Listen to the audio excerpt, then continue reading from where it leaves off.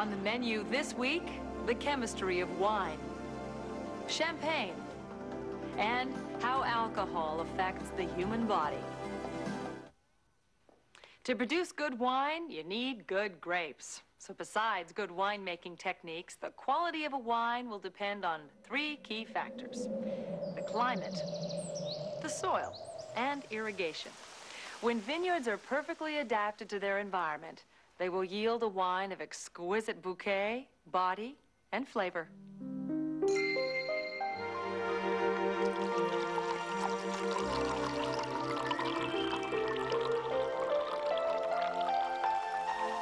For centuries, of all beverages, none has charmed humankind more than wine. For is wine not food for the body and medicine for the soul?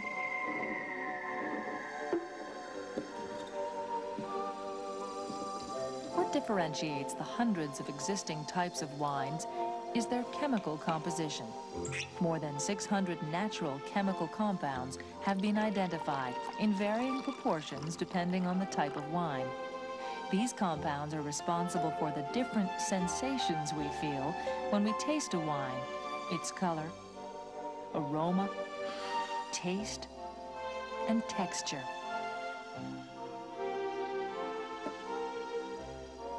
A wine develops its identity in three successive phases: ripening or maturation of the grape, and fermentation and aging of the wine. Everything starts with the vine. Toward the end of summer, when the grapes have acquired their definitive color, they gradually mature until they are harvested in the fall. The quality of the resulting wine depends largely on how well they have matured. It is during this phase that dozens of aromatic compounds form in the grapes. These compounds vary according to the vine plant or the variety of vine that is used. For example, Cabernet Sauvignon has black currant aromas, and the Chardonnay a hazelnut nose. But more importantly, the maturation of the grapes determines the balance between their two families of chemical constituents: sugars, which include glucose, and acids, such as malic acid. Until the grape is ripe, the acids outweigh the sugars. However, its sugar concentration increases as its acid content gradually decreases.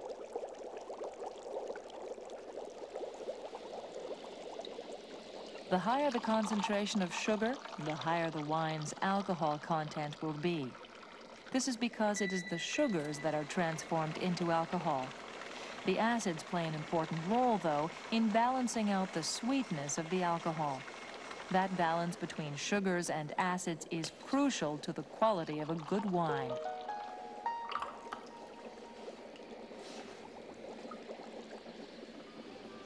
To establish just when that balance has been struck and set a harvest date, the wine grower regularly measures the sugar and acid levels in the grapes. A warm, dry climate with sunny summers will generally result in the accumulation of more sugar during ripening and produce a wine that is less acidy and strongly alcoholic.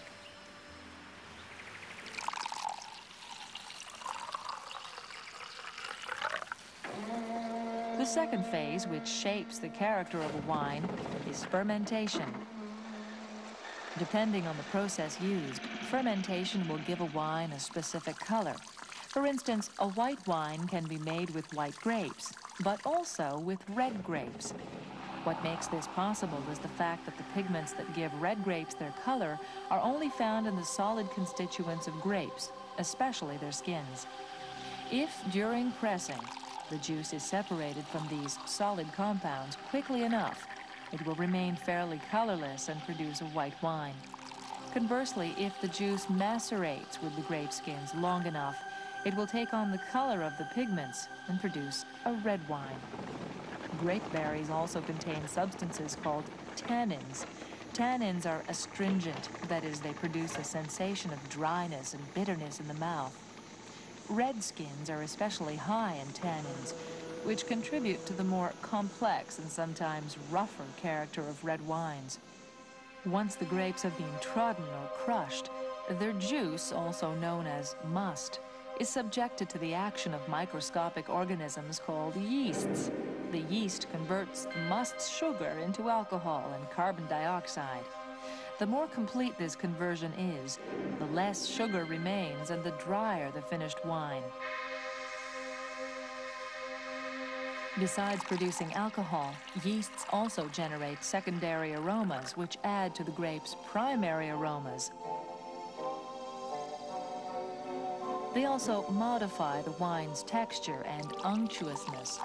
The latter can be observed by letting the liquid slide down the sides of a glass. After fermentation, the wine is cleared of yeast, drawn off, and aged. This marks the beginning of the third phase, when the new wine develops its characteristic appearance and flavor. In the case of the great red wines, the aging must absolutely be done in oak casks. Aromatic elements present in the wood cross into the wine, giving it a woody vanilla note. In addition, the oxygen in the air slowly passes through the porous wood. It reacts with the tannins and red pigments, which, in time, settle at the bottom of the casks. The reds tend to fade and gradually turn rust brown, but at the same time they lose some of their roughness and become more supple and mellow. After bottling, the decoloration and aging process continue. Also, little-known chemical reactions occur, this time in the absence of oxygen, producing a third range of aromas. This is the famous bouquet wine connoisseurs value so much. Most of all, this knowledge about wines is the result of sophisticated chemical analysis. But chemical analysis alone cannot explain the delicate balance between the countless constituents of a great wine. There is only one way to fully appreciate such a wine, and that is to taste it. One of the best-known wines of France is Champagne. Champagne comes from a province of the same name, located about 150 kilometers northeast of Paris. This region covers an area of 34,000 acres, 30,000 of which are vineyards. When you next taste a sparkling wine, remember, the only champagne is from Champagne.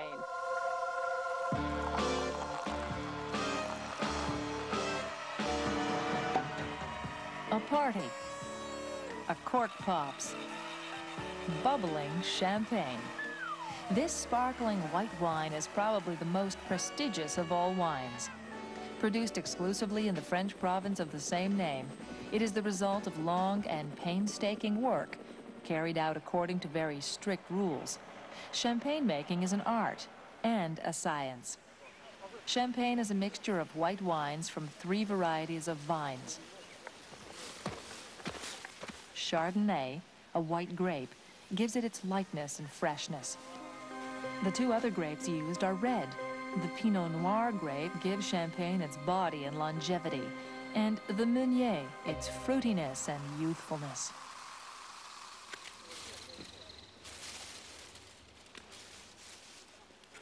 In early fall, the grapes are ripe and ready to be harvested. The bunches are carefully picked by hand. The harvest of each vine variety is then sent separately and with care to the winery presses. The presses extract the grape's juice from the skins and seeds. The pressure applied is light and fast enough to prevent the juice from the red grapes becoming discolored on contact with their skins. The extracted juice, or must, is fermented a first time, usually in stainless steel tanks. The natural yeasts in the must then consume the sugar it contains to convert it into alcohol and carbon dioxide. At this stage, the carbon dioxide escapes from the tanks, but the alcohol gradually transforms the must into wine. This first fermentation is then followed by a second called Malolactic Fermentation.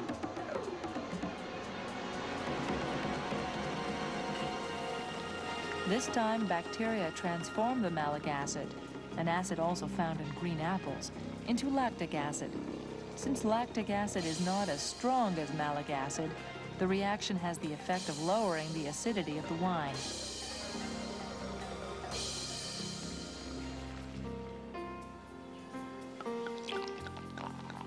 After these 2 fermentations, the head cellarman prepares the blend.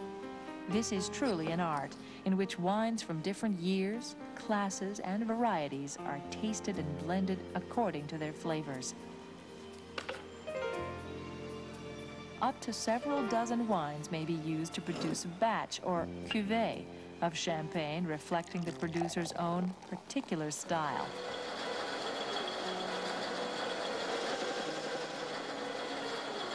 At this point, the champagne wine is still flat. In other words, it does not sparkle. The characteristic bubbles are the result of yet another fermentation called bottle fermentation, which, as the name suggests, occurs in the bottles. Sugar and yeasts are added to the wine, which is then bottled. The bottles are then put into a cellar, where they are placed in a horizontal position. As during the first fermentation, the yeasts produce alcohol and carbon dioxide. However, this time the gas cannot escape from the bottles. It dissolves in the wine, making it effervescent. The pressure of the carbon dioxide becomes 6 times greater than atmospheric pressure.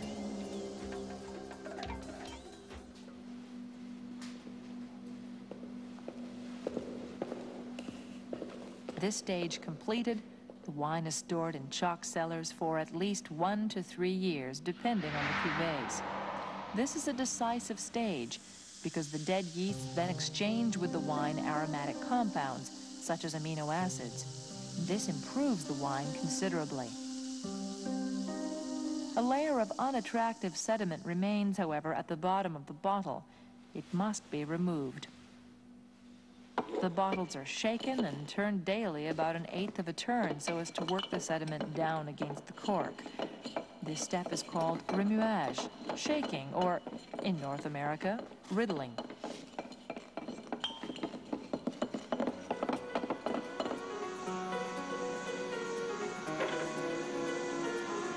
The sediment is then frozen by submerging the neck in a bath at -25 degrees Celsius and expelled by uncorking the bottle. Any liquid lost in the process is replaced by a liquor of champagne and sugar. Recorked and dressed, the bottles are ready for shipping.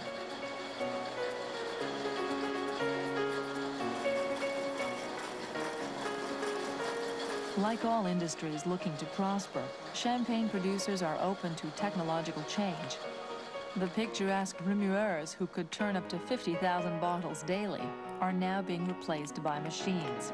These machines, which the French have named gyropalettes, revolving racks or pallets, are controlled by computer. They shake hundreds of bottles simultaneously, thereby reducing the shaking time from 45 to a dozen days. Naturally, science has been put to work to improve the quality of champagne. For instance, researchers have developed a device to analyze the ring of bubbles that forms on the sides of a champagne flute glass. A computer connected to cameras allows them to count the number of bubbles in the glass and to measure their diameters. It also evaluates the stability of that ring of surface bubbles. As a rule, the finest and most stable bubbles are the most pleasing to the palate. This technique will enable the scientists to maximize the factors that contribute to bubble fineness and stability. Many other scientific studies are currently underway to better understand how natural factors and production methods influence the quality of champagne. Given the reputation of the king of wines, it's no wonder the research is bubbling with enthusiasm. Alcohol can be a source of enjoyment, relaxation, even a tonic. But all too often in our society, it leads to addiction, disease, violence. And you don't have to drink a lot to suffer its damaging effects.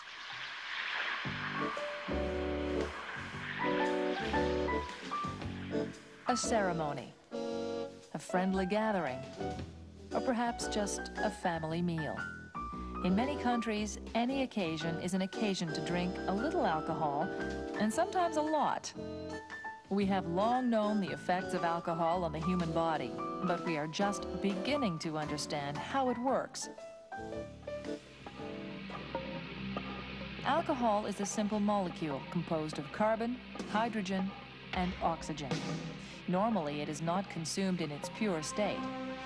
For example, beers usually contain between 2 and 8% of alcohol, wines between 8 and 14%, and liquors between 40 and 50%.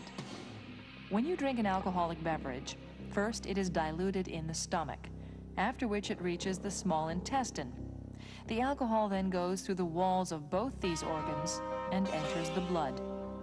It crosses very quickly because, unlike most other foods, alcohol can go directly into the bloodstream without having to be digested.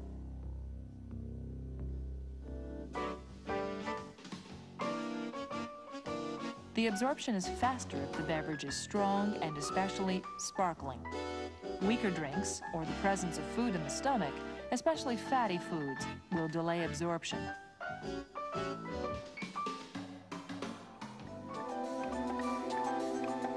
Once in the bloodstream, alcohol is rapidly distributed to all body fluids and tissues. This triggers a series of physiological effects. Alcohol causes vasodilation, an increase in the diameter of blood vessels in the skin. This phenomenon only creates an impression of heat. That impression comes from the transfer of body heat from the blood to the skin, but the skin transfers it to the air, so the body as a whole is actually cooled. So alcohol doesn't really warm you up.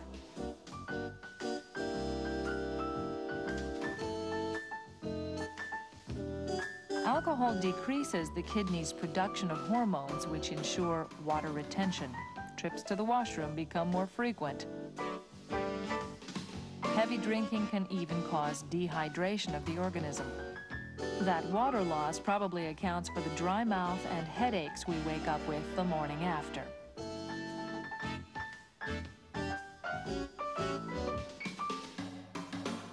But it is on the brain that the effects of alcohol are the most pronounced. In the profusion of drugs, alcohol belongs in the class of barbiturates and is classified as a depressant. Curiously, in low concentrations, alcohol serves as a stimulant. It causes exhilaration, loquaciousness, and less social restraint.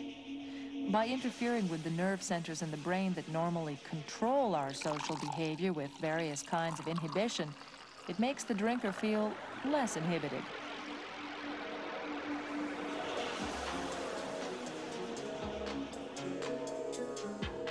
Unfortunately, other cerebral functions are also affected. For instance, alcohol affects the cerebellum, which maintains balance, hence the unsteady gait. It also acts on the nerve centers that control speech, coordinate the muscles, and analyze visual information.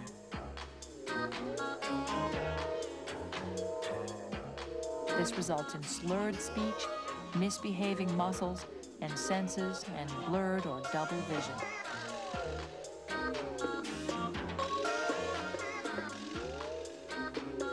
Alcohol also affects the highest functions of the brain, namely thought processes, judgment, and memory.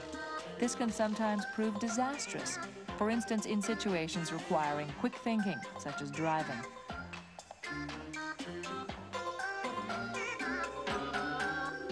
Most countries now impose maximum blood alcohol levels on all motor vehicle drivers. Since alcohol spreads to the lungs and into the breath, monitoring, much to the offender's dismay, is easy. Fortunately, the body begins to dispose of alcohol immediately after it has been absorbed. The liver digests most of it. The alcohol molecules are first converted to acetaldehyde, which is in turn converted to acetate, most of which is oxidized to carbon dioxide and water.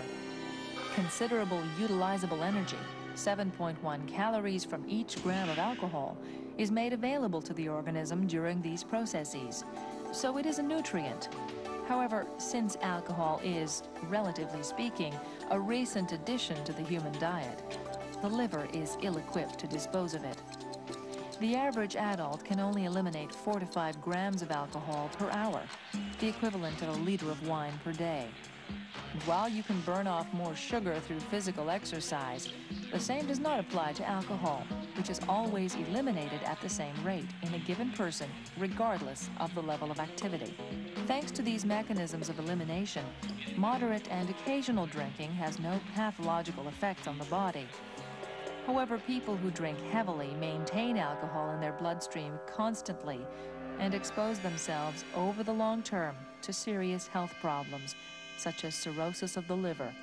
But it's not all bad news. Studies have shown that in populations who consume alcohol regularly but moderately, the risks of coronary heart disease, in particular myocardial infarction, are reduced by 10 to 70%. Moderate alcohol intake delays blood coagulation, thus preventing the formation of dangerous blood clots. In this regard, alcohol seems to be the best medicine around. So taken sensibly and in moderation, alcohol may not be as destructive as we thought.